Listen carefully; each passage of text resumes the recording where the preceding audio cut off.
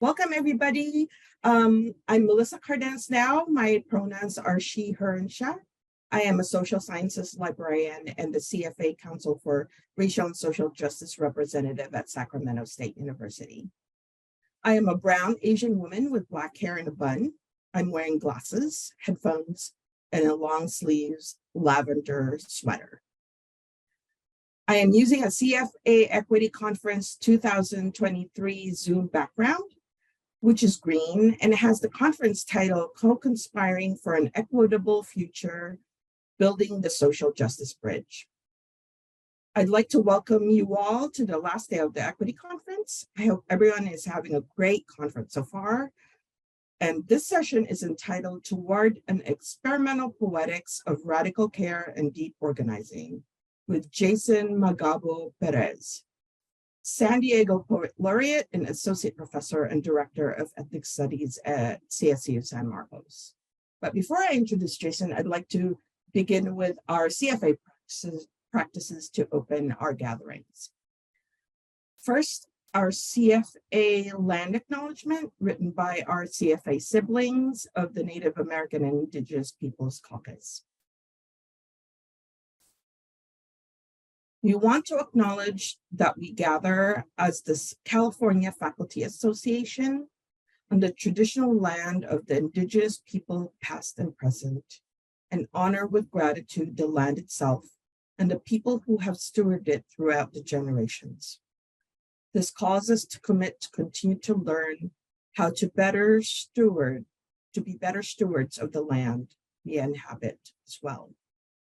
To recognize the land, it is an expression of gratitude and appreciation to those whose territory we reside on, and a way of honoring the Indigenous people who have been living and working on the land from time immemorial. It is important to understand the long-standing history that has brought us to reside on the land and to seek to understand our place within that history. Land acknowledgements do not exist in a past tense or historical context. Colonialism is a current, ongoing process, and we need to build our mindfulness of our present participation. Acknowledging the land is an important Indigenous protocol that we are honoring here today.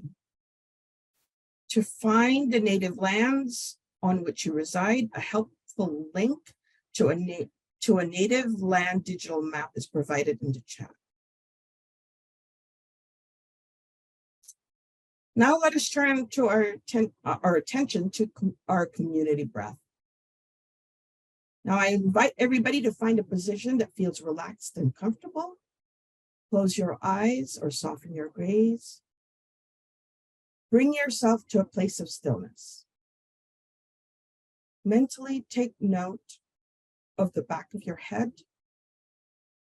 Now move your notice to your neck, your shoulders, and your spine.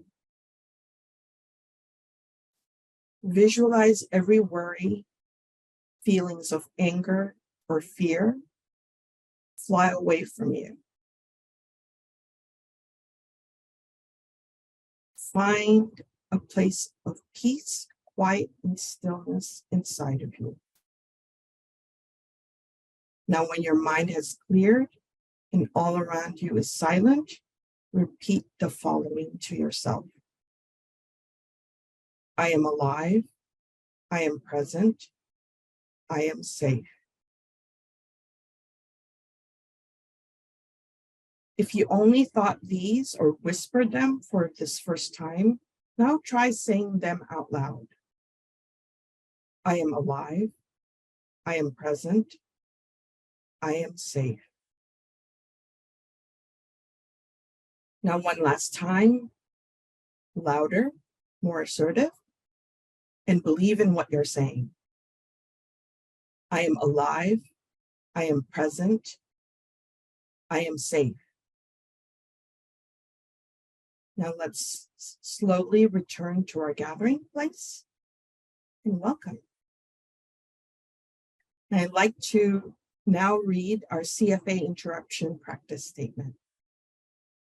As part of our continuing commitment to racial justice work, when we experience examples of racial narratives, racism, or whiteness in our meetings, or as we conduct our business, we will speak up. This means we can interrupt the meeting and draw the issue to one another's attention. We will do this kindly, with care, and in good faith. Further, as we engage interruptions, we will take an intersectional approach, reflecting the fact that white supremacy and racism operate in tandem with interlocking systems of oppression, colonialism, class, cis-heteropatriarchy, and ableism. This statement is a reminder that we commit to do this in the service of ending the system of racial oppression. Now for some logistical notes. The meeting session is being recorded and will be posted in a few weeks on the Council for Racial and Social Justice webpage, as well as the CFA YouTube channel. The Q&A feature is enabled, but the chat and raise hand features are not. The session will end with time enough for a Q&A. American Sign Language Interpretation, or ASL, and closed captioning services are provided. To activate closed captioning, please click on the live transcript button at the bottom of your page. Now to introduce our speaker, Jason Magabo Perez, Program Director and Associate Professor of Ethnic Studies at Cal State San Marcos, was recently named Poet Laureate of the City of San Diego.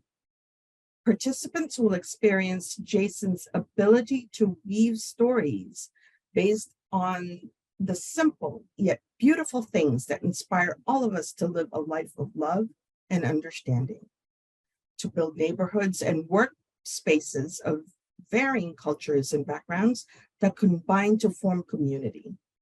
Jason Magabo Perez, welcome. Thank you, Melissa. Thank you. My name is Jason Magabo Perez. I am a Filipino cisgendered man.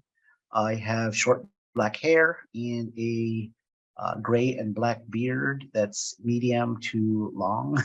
And I have black plastic eyeglass frames, a white button-up shirt, and underneath a black crew neck sweater.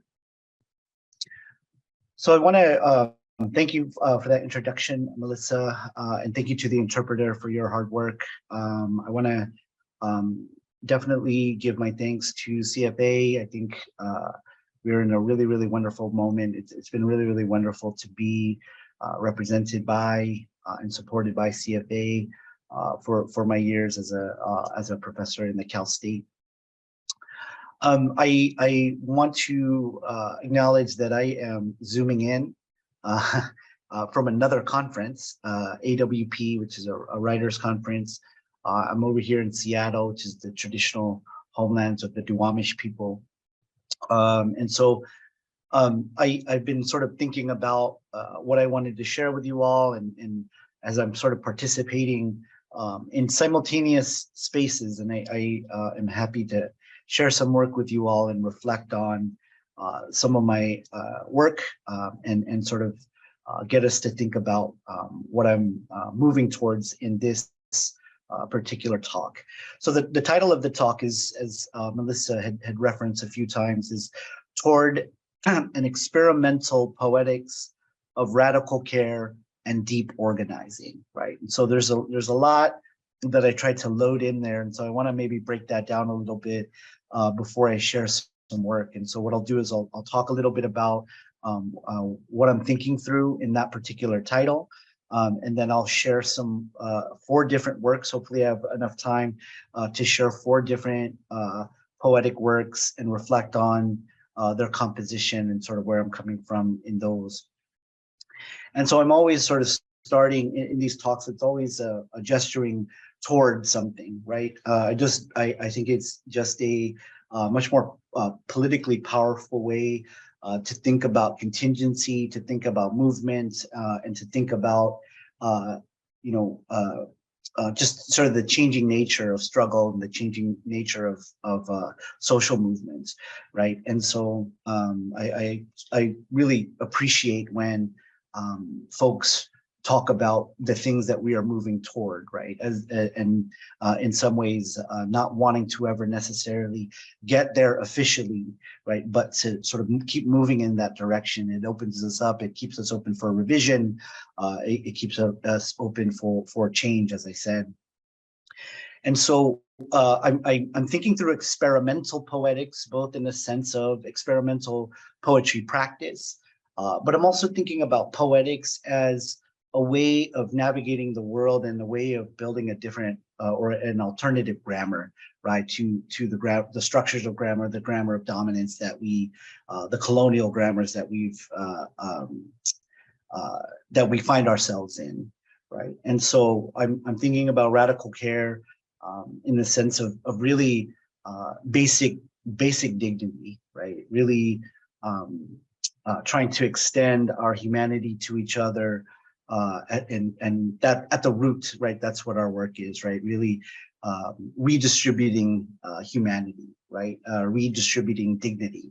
I'm quoting there the ethnic studies scholar Lisa Cacho in her book Social Death. She talks about this sort of practice of redistributing dignity, like ethnic studies as a practice of redistributing dignity. So I think that sort of humility, that humble space, that sort of roots of our work is really around care and caring for one another, especially in this particular moment, right? And I take deep organizing from a mentor of mine, Professor K. Wayne Yang, who's over at UCSD.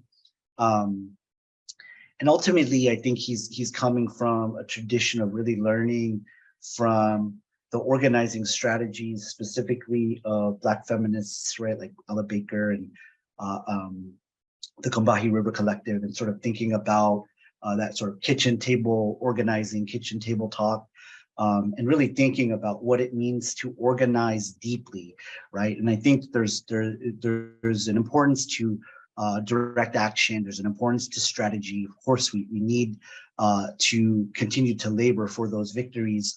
But I think that there's another sort of parallel thing happening when we start to think about, the deep organizing that happens, right? The way that we feed each other, both intellectually, spiritually, and energetically, and also materially, right? The way that we extend care to each other in real, sincere, and genuine ways, right? And so when I think about the title, again, toward an experimental poetics of radical care and deep organizing, I'm bringing all of that, right? All of that is sort of, it's in constellation, right? In my thinking and how I want to maybe frame what I'm sharing with you today. I think, I'm going to share some experimental work today.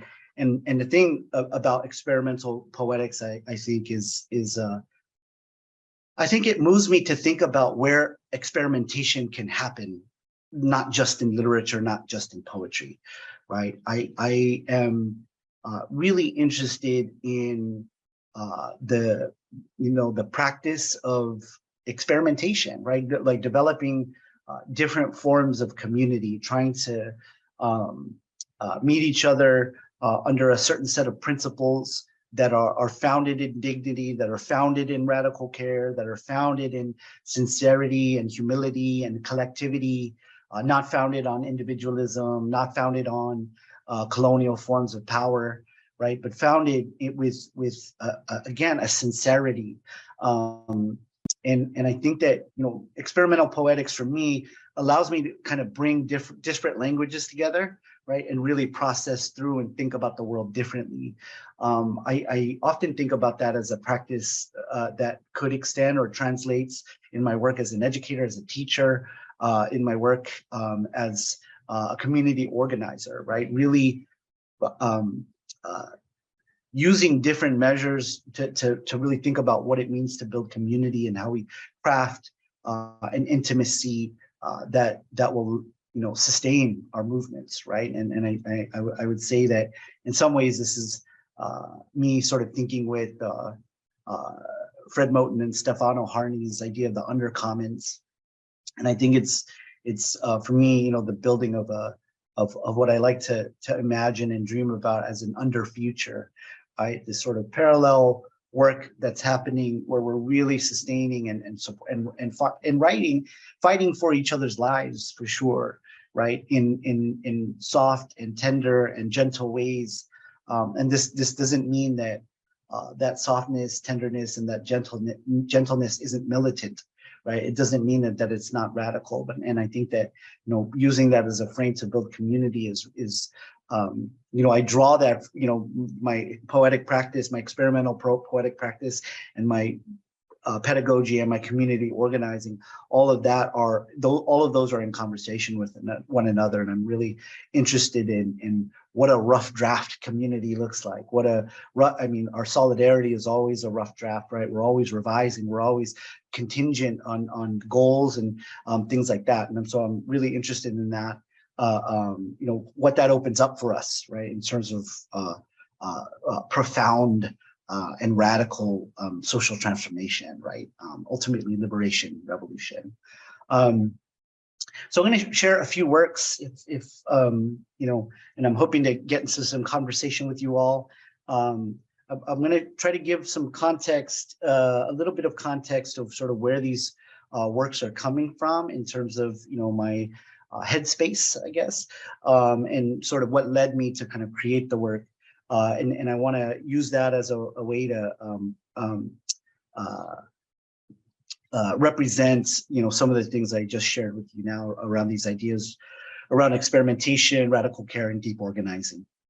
So this first piece that I want to read, it's called Lost Tapes of Cyborg. And it's a triptych of a poem / essay. And it was written for my same mentor, Kei-Wen Yang, Professor Kei-Wen Yang, and it was written sort of right at the precipice of the pandemic that we're in, right? And so this is like April 2020, I think. No, it was written in around February, March 2020, and you know, we were in, you know, sheltering in place, and I had a limited amount of books on me, a limited experience with the outside, as I had that privilege of being at home and not having to sacrifice my health by stepping outside. Unfortunately, many of our communities were unable to do that. But it sort of, I got into the space of thinking about, you know, what it means to write toward perhaps a different kind of future. And so this piece, Lost Tapes of Cyborg, is the idea of the cyborg is a reference to the book A Third University is Possible by La Paperson, which is the pen name of Kei-Wen Yang. And so I have a lot of citations here. If you're interested, I can talk about that later, but I sort of, you know, brought a bunch of thinking that was happening and sort of converging in that moment into this triptych. And it starts with an epigraph, and it reads, "Maybe you could be a cyborg, and so I'm writing to maybe you." So La Paperson, A Third University is Possible. And so I'll just start. So this is Lost Tapes of Cyborg, Volume 1, Number 1, Unprophecies. Here is land, here is grant, here is grabbed, here is university, here is supermarket, here is space supermarked with knife, here is where everything is even more or less super, here is where cyborg takes cells super seriously, here is where cyborg leaves cells super seriously, cyborg seriously super leaves shadows super behind, cyborg leaves shadows escaping, para todos y sulom struggle super seriously, limb to metal, metal to limb, abolition for real, for rent, brooms which have a chorus, brooms which have a future, flights which is a future, that which is a witching, lack which is a conjuring, fact which is a haunting, maps, seething present, contingency of unthinking. Flesh is theory, a past carved with eagle's beak, a past carved with aswang nail, past carved against skin, carved against vein, a past dirt of possibility, past as position, a super refusal to die. Cyborg makes sound of history beginning, sound of lovemaking, sound of mud singing. There goes Cyborg, ghost riding whip, ghost writing this matter in which black life is black freedom on native land for land native. Yes, native land for land native. Yes, native land for land native. Seas unseized, cartography unseated, bone, blunt, breath, an archipelago of wishing. Wait, so who gave Cyborg permission to write? Who gave Cyborg permission to pink this English, permission to circus, permission to scratch and short circuit, to build conjuncture whenever, to brigade, to build bridge away from star, lay crayon on its ribs, permission to shade, to color and color carbon dust black, their hermetically sealed denim gown. Cyborg lives within and without this land, this grant, this grabbed, this university, within and without these apparatuses. Oh settlement, oh state, oh discipline, so violent, so violating, so machine gun, so guttered body, so hyper citational, but sometimes butterfly embraces sun, sometimes cyborg smoking Skywalker, sometimes cyborg smoking archival. And remember, humanism never meant to give genealogy to third world nobody, third world anybody, third world bodies, and thus humanism could never anticipate, record, track, or trace cyborg remaking, cyborg unmaking, cyborg redoing, cyborg undoing, cyborg returning, cyborg unturning, cyborg archiving, archiving futures, the futures, these futures, our futures, us futures, we futures. Volume 1, number 2. Decolonizing. Make space, make hermetically sealed thought. Sit and visualize a penultimate insecurity. Make in the continuous, escape that. Be for indigenous, be for black, be for you too, only contingently, only unfulfilled. Do not have false commitment. Do not think of greatest or of discovery or of exception or of self. Intend a third vista of stars dancing against Father Grandeur. Write analyses in and in excess of English, beyond and beyond humanism. This operates like a mobile eagle, a disciplinary memory of its own theorizing.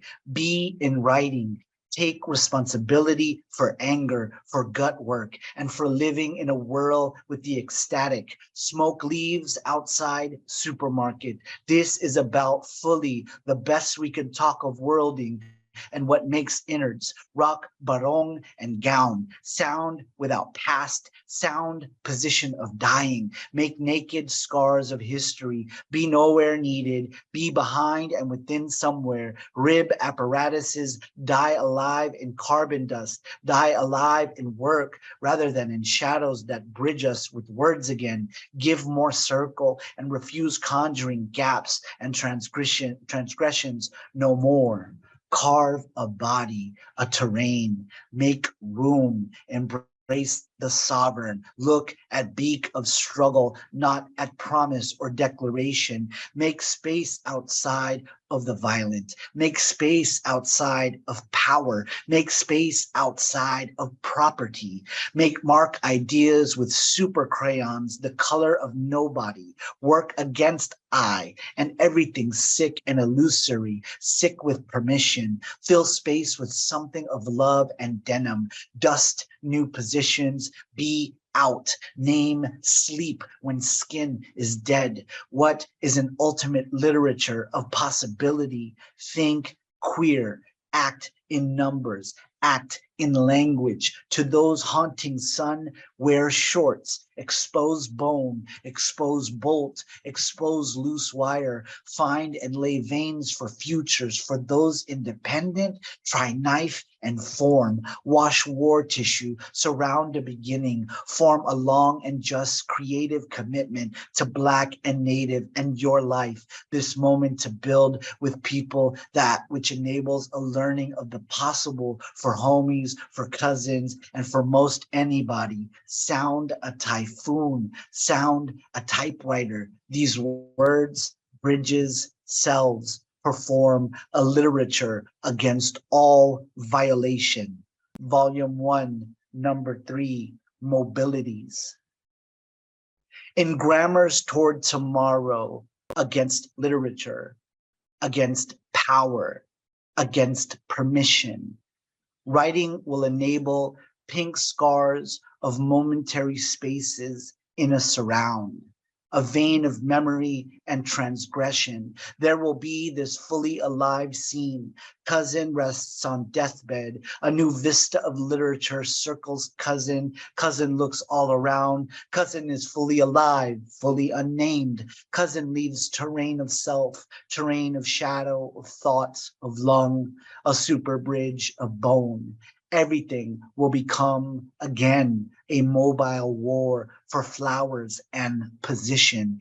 Everything will become sleepy typhoon learning to blow again, a space for future hauntings. In grammars toward tomorrow, we arrive a living tissue made from refusal and contingency, carved with Black thought, anger bone, queer thought, fugitivity of gut work, indigenous super sovereign work. We will be naked in sun and nobody, scratch that, no police will ever be able to hear this.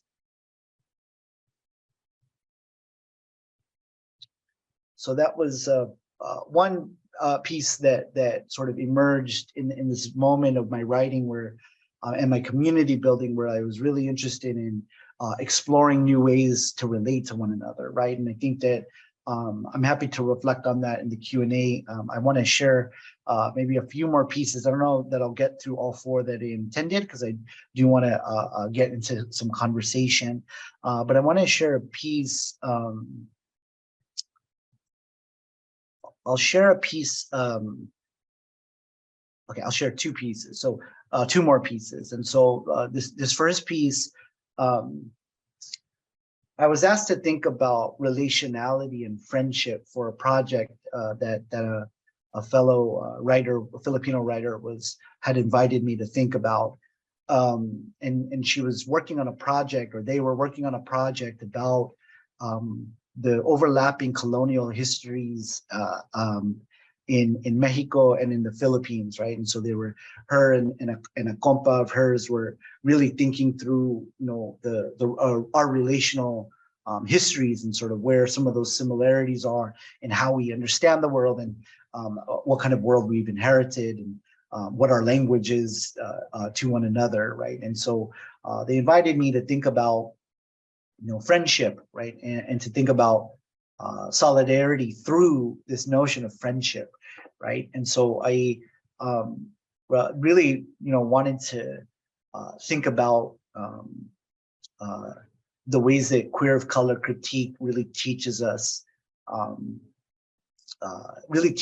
about how we might find solidarity in spaces where we haven't looked yet, right? And so I think that I am definitely thinking with those folks, and that's all in the end notes of this. This is a polyptych, so it's 4. I don't know what the word for that is, but there's 4 pieces to it, and I'll just read it and share it. It's this is called surplus of forever toward future friendliness. 1. You and I desire nothing short of the unthinkable. You and I desire nothing short of the unthinkable. You and I desire nothing short of the unthinkable. You and I desire nothing short of the unthinkable. You and I desire nothing short of the unthinkable. You and I desire nothing short of the unthinkable. You and I desire nothing short of the unthinkable. You and I desire nothing short of the unthinkable. You and I desire nothing short of the unthinkable. You and I desire nothing short of the unthinkable. You and I desire nothing short of the unthinkable. You and I desire nothing short of the unthinkable. You and I desire nothing short of the unthinkable. You and I desire nothing short of the unthinkable. 2, invention of failure, failure of maybe, maybe of project, project of surplus, surplus of forever, forever of play, play of distance, distance of regard, regard of worth, worth of excess, excess of pretext, pretext of pause, pause of return, return of land. 3, after you revolt, you return, you mute, make permutations of afterlife, same shipfire fabulous, same antagonism, same dawning, same graffitied prayer, same thick gesture, such solidarity, such concrete bus rider monologue, mark such lawless friendship, whose blood stays tenement fire, whose laughter melts marrow, whose vigor, whose intention, whose lungs, whose regard, for whom poetic seems refusal, seems worth it, worth this traffic, this devalued affinity toward an exacting neverness of capital, of nothing, of nobody, of nowhere, a citation of estranged body on non-propertied space, for words run amok, words run rampant, words against rampart, words against borders, words for what we do, for what has been done to us, what has been done to make mourning, to scratch this lit architecture, this splendor, slack burden, blow, blow, this unbuilt history. 4, you and I, fake, rare confidence. You and I, trained, strange, analytic. You and I, ghost, backfire, migrations. You and I, exhaust, calm, faith. You and I, tense, firecracker, past. You and I, break, lack, syntax. You and I, grammar, this, turn. You and I, tender, such rapture. You and I, sweet talk, geography. You and I, monster, most futurity. You and I, compute, lost, glory. You and I, wildfire, soliloquy. You and I, flea market, friendly. You and I, wreck, what, archive.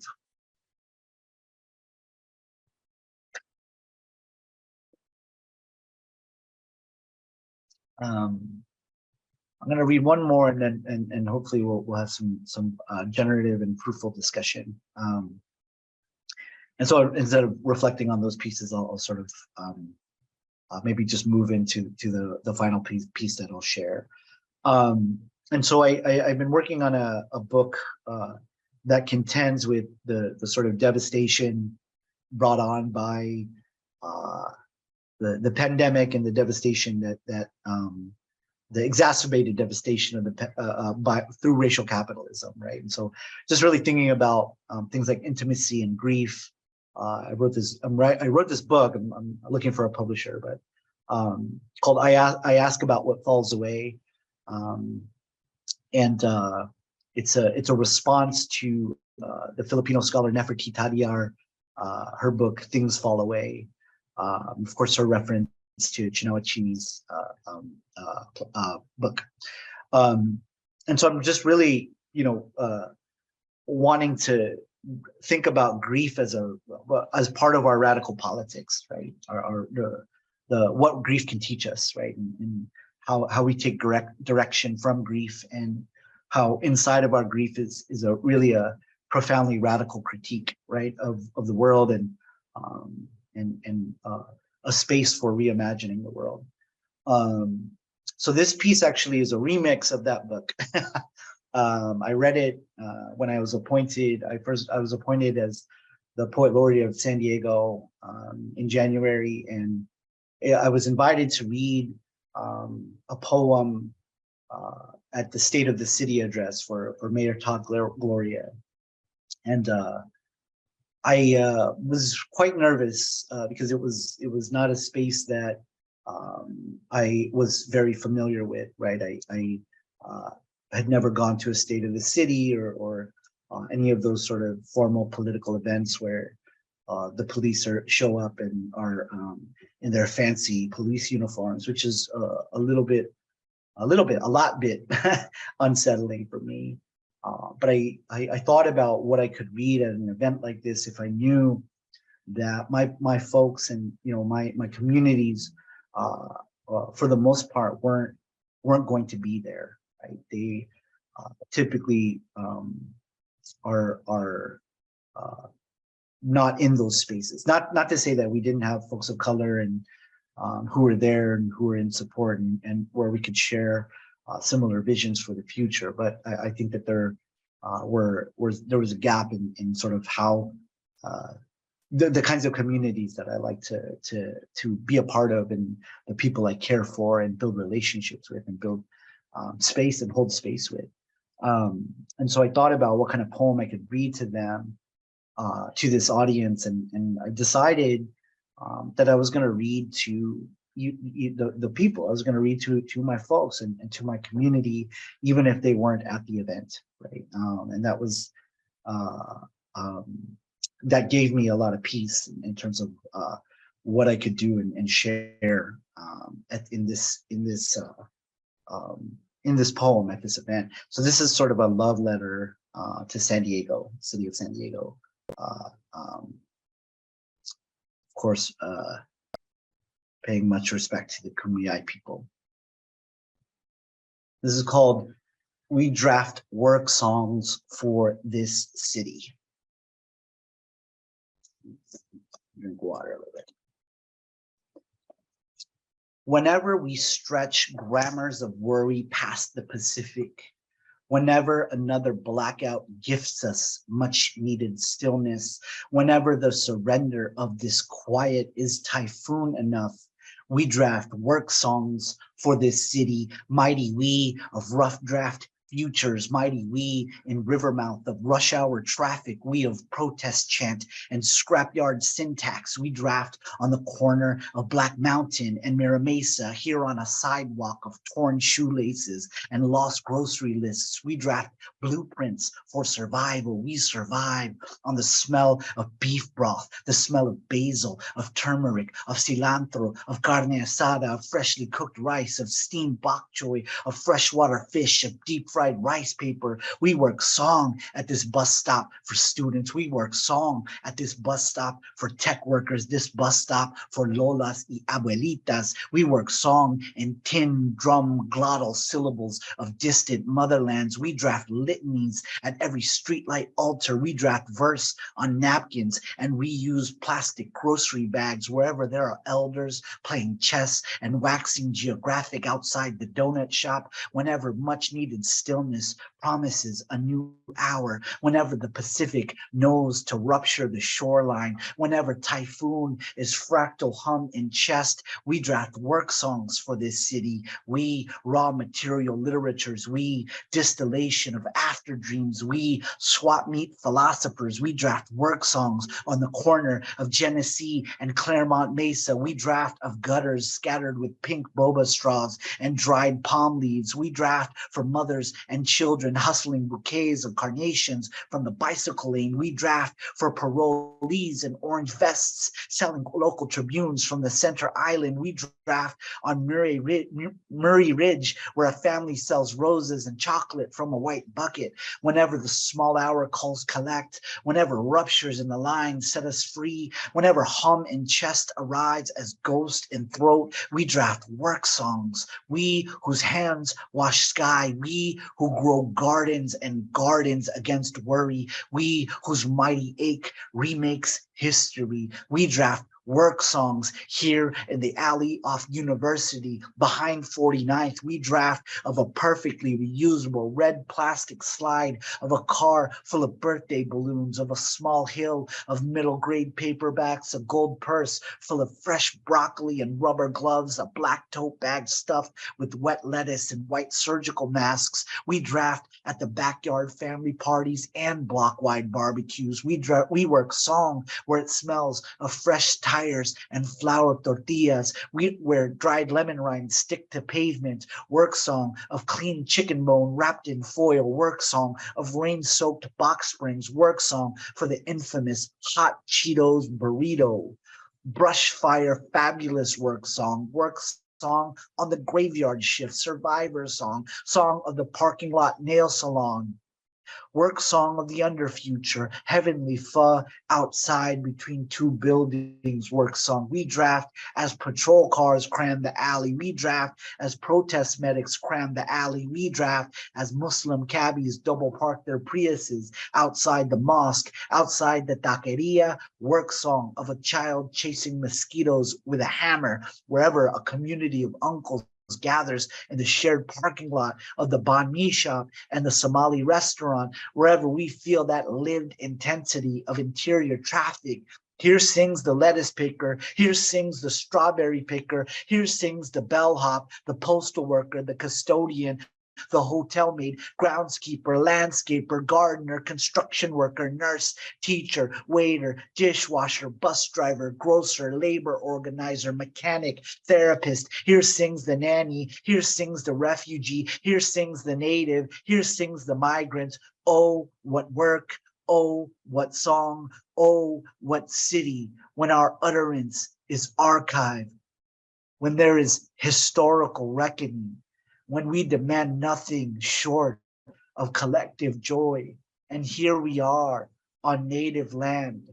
We draft work songs for this city. We draft work songs for this city. We draft work songs for this city. Thank you very much.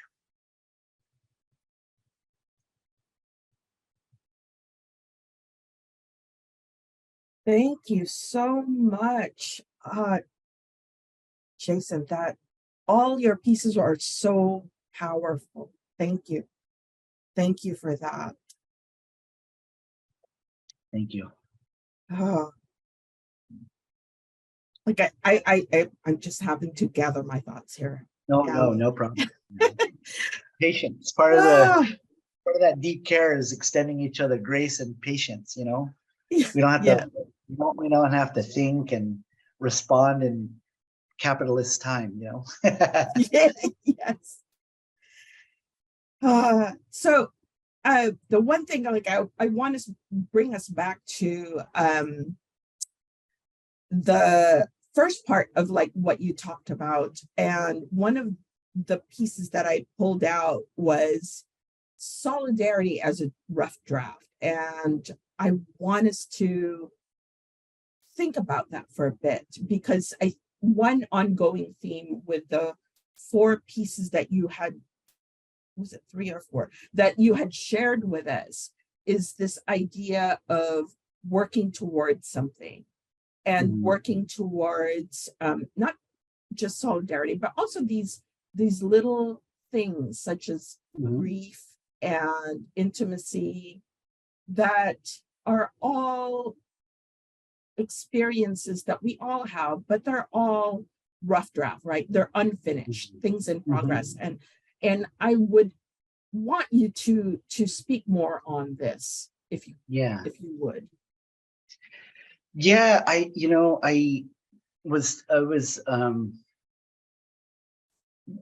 think in this moment, I think I was moving towards this moment in my thinking and in my writing, but this just being really enthusiastic about rough drafts, and really being really open to experimentation, right? And so I think that, you know, as we all know, and I think CFA, in the last handful of years that I've known and been a part of CFA, knows this, right? That building solidarity it's not automatic, right? It's work. It's certainly work, right? And I think that there are different strategies. I think I've been, and I'm just wanting to, in some ways, really wanting to highlight the work, the other work that CFA does, right? When we go to happy hour, right, or we eat together, right, or we stop each other in the hallways, or we gather in community,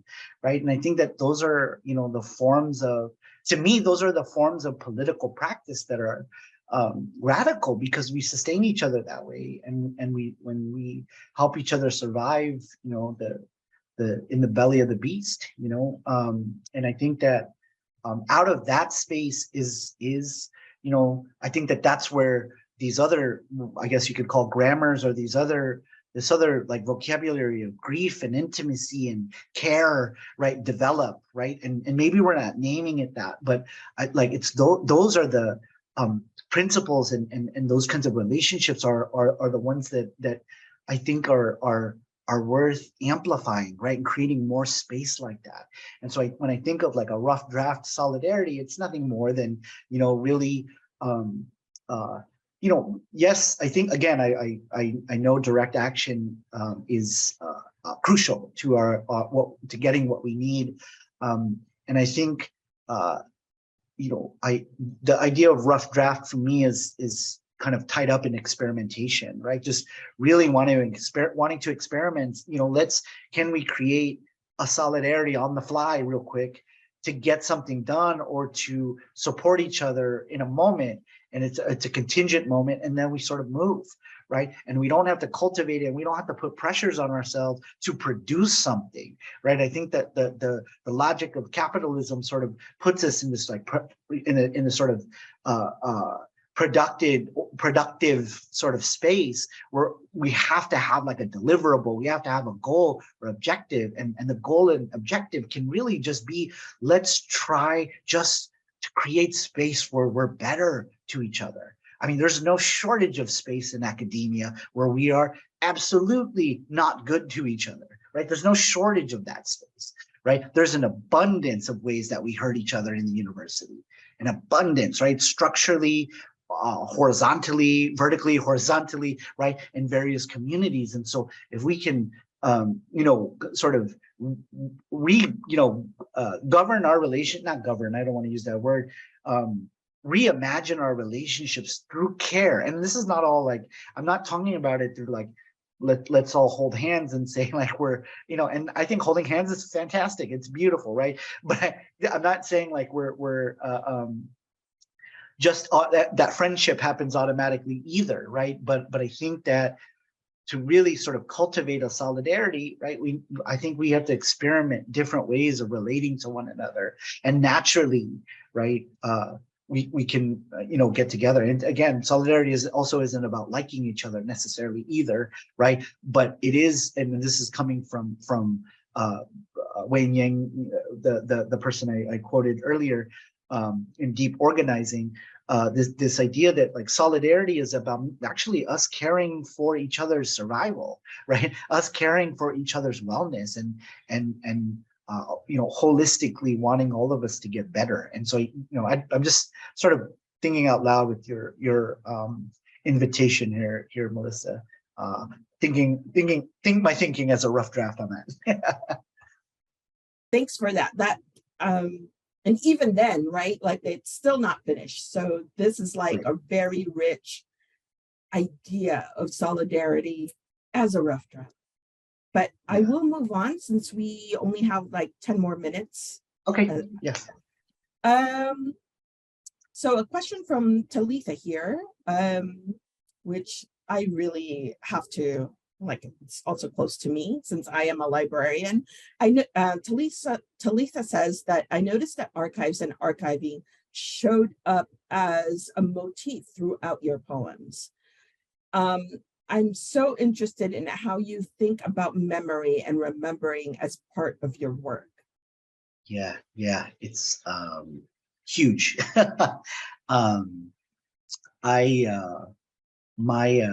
My research is on how to engage the archive, or reconceptualize, reimagine the archive, through poetics and through the poetic practice, right? And so I think I'm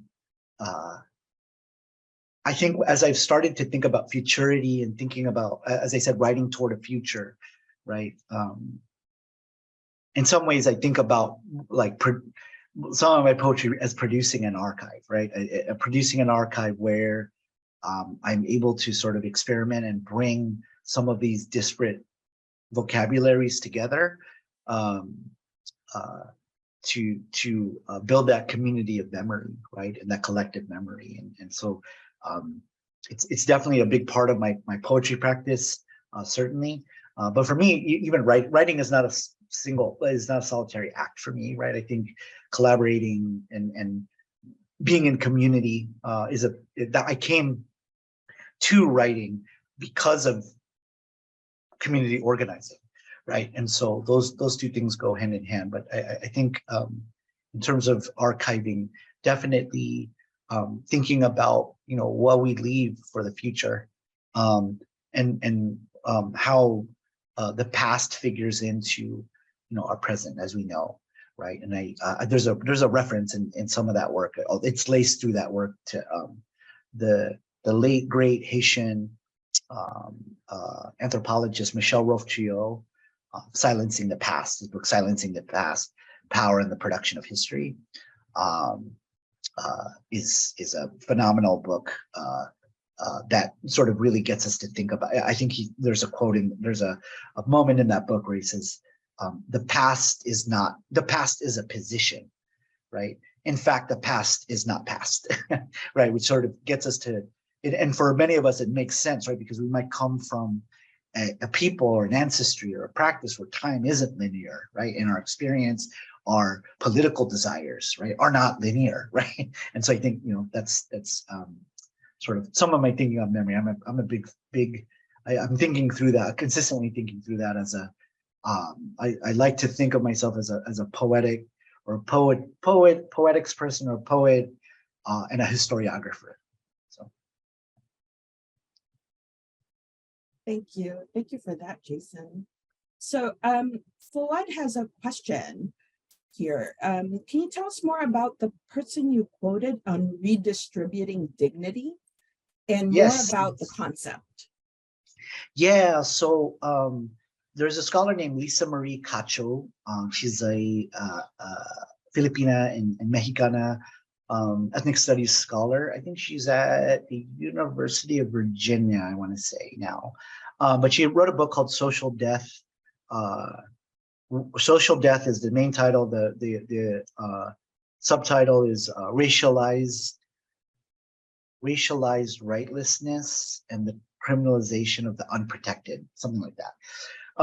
But in the epilogue of Lisa's book, of Professor Cacho's book, she reflects on the death of her cousin, Brandon. And he died in a car accident with some friends in Mira Mesa, which is one of the neighborhoods I reference in San Diego. And so, and she was mourning her cousin at a time when she was finishing her PhD in the program where I also went years later, ethnic studies at UCSD. And so she was reflecting on Brandon's life and really thinking through how we give value to somebody's life, right? And so how the way we give value and honor and celebrate people, right? Often as, folks who are coming out of a violent colonial history, right? We honor and recognize life very differently outside of the parameters of things like success, right? Outside of parameters of contribution and, these other sort of capitalist or neoliberal metrics, right? And so she's really sort of thinking about the violence, what she calls the violence of value. So she's trying to mourn her cousin. And what she says in a moment in this really beautiful essay at the end, in the epilogue, she says, Brandon's life. So Brandon was like a slacker. He like smoked weed. He was just was in and out of school, worked odd jobs, right? It wasn't like in traditional terms, like the productive citizen, whatever that means, right? However violent that term lands with you, right? But she said Brandon's life and mourning Brandon's life might not teach us, right, as ethnic studies folks, as folks who are in social justice movements, right, to redistribute resources, right? His life might not teach us that, but his life might teach us how to redistribute dignity, right? And so that's where sort of, and I think that for me, that's what ethnic studies means to me, right? Ethnic studies is about basic needs. It's about, I tell this to my students every semester, right? That ethnic studies at its core is about fighting for our basic human dignities, right? And really treating each other with genuine and sincere care and love, right? And so I think that Lisa Cacho's work has been really, really formative for me. I know we're close on time, so I'd be happy to converse with folks. I know that there's a few questions in the Q&A, and would be happy, if you wanted to reach out and just talk. Definitely open to that sort of deep organizing for sure. Yeah. Right. Yeah, I do want to invite folks to take Jason up on this, because there are like a couple more questions that have to do with the link of deep organizing and also the energy and the idea of the undercommons. Like, I think those are very significant themes within your poetry. So in closing, maybe some last words that have to do with organizing the uncommons that you do have, Jason, that we can bring forth. Yeah, I think, just seeking the like really trying to reclaim our energy to the informal space, to informal relationship building space, right? And so, for example, I'm at this AWP conference. We know that it's a lot predominantly like white writers, right? But there's a good number of writers of color here. And so one of the things that I've been thinking about is like, we have all this formal space, and we get, we present at these conferences and things like that. Where can we sort of create alternatives to that aren't on the radar, right? And we eat, we get coffee, we get a drink, whatever we do, right? But how do we do that maybe with a little bit more intention, right? Not to say that it has to be a meeting, right? But we can create like an under conference at these conferences, right? And so I'm interested in that, and interested in how to think about that in the classroom, how to think about that in the Senate, right? How to think about that in our work at the university too, is just where can we find those spaces of care and actually reclaim our energy toward that informal space and really fight for that space, right? I think that that's also important.